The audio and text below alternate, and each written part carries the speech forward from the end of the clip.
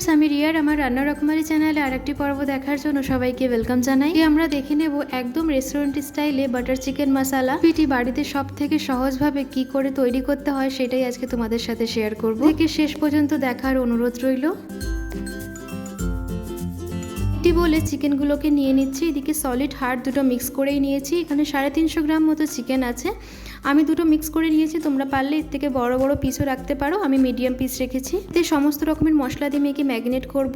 প্রথমে আমি দিয়ে দিয়েছিলাম এতে টক দই, আদা রসুন আর লঙ্কা বাটা, তারপরে দিয়েছিলাম রেড চিলি পাউডার। লঙ্কা আমি বেটে দিয়েছি আর জাস্ট কালার আনার জন্য রেড চিলি পাউডারটা ইউজ করেছি। এবার দিয়ে দেবো আমি সামান্য পরিমাণ মতো নুন, স্বাদ অনুসার অল্প পরিমাণেই নুন ব্যবহার করেছি, নুন পরে আবার লাগবে।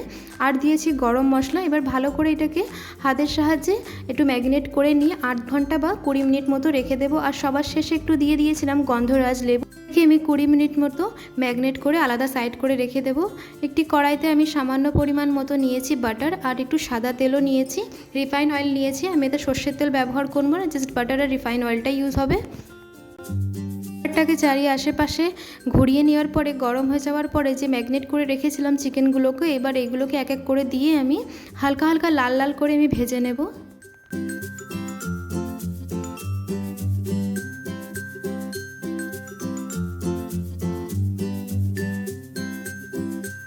ফ্লেমটাকে মিডিয়াম করে এই দিকটা হয়ে গেছে। এবার আমি এপিট উপিট করে হালকা হালকা লাল লাল করে ভাজা হয়ে গেলে নামিয়ে নেব। এই যে অনেকটাই পেছন দিকটা অনেকটাই পুড়ে পুড়ে গেছে, মানে কাবাব যেমন পুড়ে পুড়ে যায় ওরকম ভাজা ভাজা হয়ে গেছে। সমস্ত চিকেনগুলোকে উল্টে পাল্টে নেব।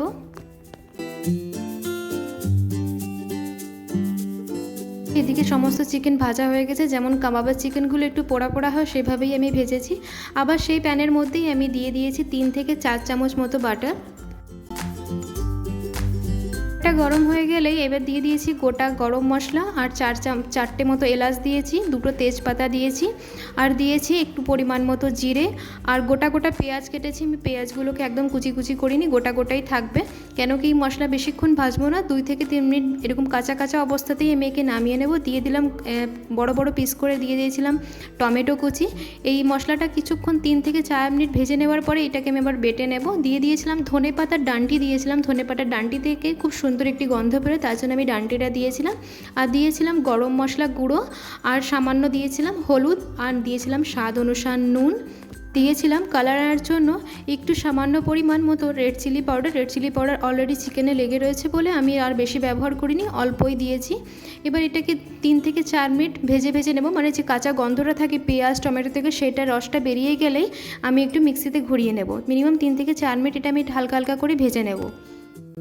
ভাজা হয়ে যাওয়ার পরে আমি দিয়ে দিয়েছিলাম এতে আদা আর রসুন বাটা দিয়েছিলাম, তোমরা পারলে গোটাও দিতে পারো। আমি বেটে ফেলেছিলাম বলে আমি কাঁচা বেটেই নিয়ে কিছুক্ষণ আর 1 মিনিট মতো নিয়ে মেখে নামিয়ে নেব। এবার একটু ঠান্ডা হয়ে যাওয়ার পরে মশলাগুলোকে আমি একটু মিক্সার জারে নিয়ে ঘুরিয়ে নিয়েছি। ঘুরিয়ে নেওয়ার পরে ছাঁকনির সাহায্যে আমি মশলাটাকে ছেঁকে নেব, কেন কি মশলা করার পরে যে দানা দানা ভাবটা থেকে যায় সেটা বাটার চিকেন মশলাতে যাবে না, নয় বাটারি বাটারি ভাবটা আসবে না। তার জন্য ছেঁকনির সাহায্যে যে ক্রিমি টেক্সচারটা আছে সেটা আমি বের করে নিচ্ছি। আর যে উপরে দলাগুলো থাকবে জিরে তেজপাতা সে গোটা গোটাগুলো থাকবে সেগুলোকে আমি বাদ দিয়ে দেবো। দেখো কতটা স্মুথি আর কতটা টেক্সচারটা খুব সুন্দর হয়েছে। আবার আমি কড়াইতে দিয়ে দিলাম সামান্য পরিমাণ মতো 3 থেকে 4 চামচ মতো বাটার দিয়ে দিয়েছি। একটু বাটারটা গরম হয়ে গেলে যে মশলাটা করে রেখেছিলাম এই বাটারের মধ্যে ছেড়ে দেবো।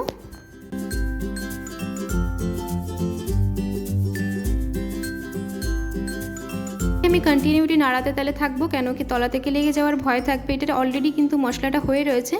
বেশ কিছুক্ষণ 2 থেকে 3 মিনিট জাল উঠে যাওয়ার পরেই আমি যে ভাজা চিকেনগুলো ছিল সেই চিকেনগুলোকে ছেড়ে দিয়ে এবার একটু নাড়াচাড়া দিয়ে কিছুক্ষণ মতো 3 থেকে 4 মিনিট মতো একটু ঢেকে রাখবো, যাতে ভালো করে জালটা উঠে যায়।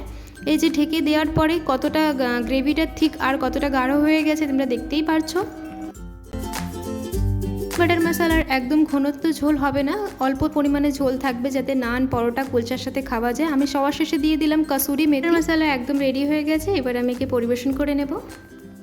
চিকেন বাটার মশলা সম্পূর্ণভাবে তৈরি হয়ে গেছে। এবার আমি সবার শেষে দিয়ে দেব 2 চামচ মতো বাটার দিয়েছি। বাটারটা সবার শেষে দিতে বলছি কেন কি বাটার মশলা মানেই তো লাস্টে বাটার দিয়ে একদম গরম গরম পরিবেশন করে নেব। বাড়িতে যদি ফ্রেশ ক্রিম না থাকে তাহলে দুধের স্বরকে ভালো করে ফাটিয়ে নিয়েই ফ্রেশ ক্রিম বানাতে পারো। আমি দুধের স্বর ব্যবহার করেছি, আমার কাছে ফ্রেশ ক্রিম ছিল না, তো আমি দুধের স্বরকে ভালো করে ফাটিয়ে নিয়েই একদম উপরে সাজিয়ে সুন্দর করে পরিবেশন করে একটু ধনেপাতা দিয়ে গার্নিশিং করে একদম চিকেন বাটার মশলা রেডি হয়ে গেছে। একদম রেস্টুরেন্টের মতো তৈরি হয়ে গেল চিকেন বাটার মশলা। একে গরম পরোটা, কুলচা বা নানের সঙ্গেও খেতে পারো। রেসিপি যদি তোমাদের ভালো লেগে থাকে, যারা রান্নার রকমারি চ্যানেলে প্রথমবার ভিজিট করেছো তাদের কাছে অনুরোধ রইল আমার চ্যানেলটাকে সাবস্ক্রাইব করে আমার পাশে থাকার জন্য। পাশে থাকা বেল আইকনটিকে অবশ্যই প্রেস করে দেবে, যাতে আমি নতুন করে রেসিপি দিলে প্রথমেই যেন নোটিফিকেশনটা তোমাদের কাছে যায়।